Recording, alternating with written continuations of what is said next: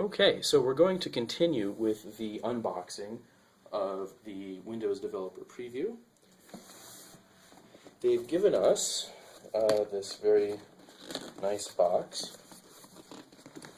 I know, not the most exciting thing. In fact, it's actually two boxes. Let's see, one here and one here. There you go. All right. One of them is lighter. That would be this one.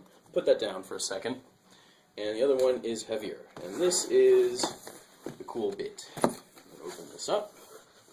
As you can see, it's got a nice foam backing there.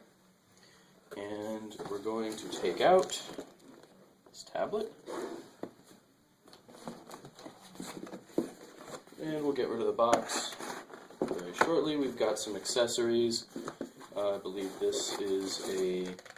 I don't know what this is. We'll look at that later. Plug. The rest of the power cord. And let's see if this turns on. Let's see if I can do it without breaking it too. It's always fun. So there you go. Nice, black, shiny. Take it out very gently. And we've got something else in here. This looks like... I don't know what this is. Safety instructions. Fabulous. Alright, we will not hit anybody with the tablet. This has actually got a little bit of heft to it. So we're going to turn it on and see if it starts right up.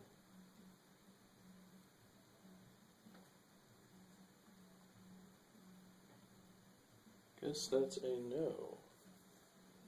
Alright. Let's see here.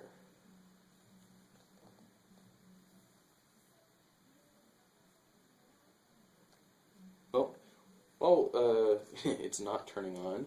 We'll at least take a look at the whole thing. It's got a shiny, dark gray backing to it. Here's the camera. Got power, HDMI, looks like volume controls, headphone and microphone, USB. Over here is what must be the proprietary connector to connect it to another device like your desktop.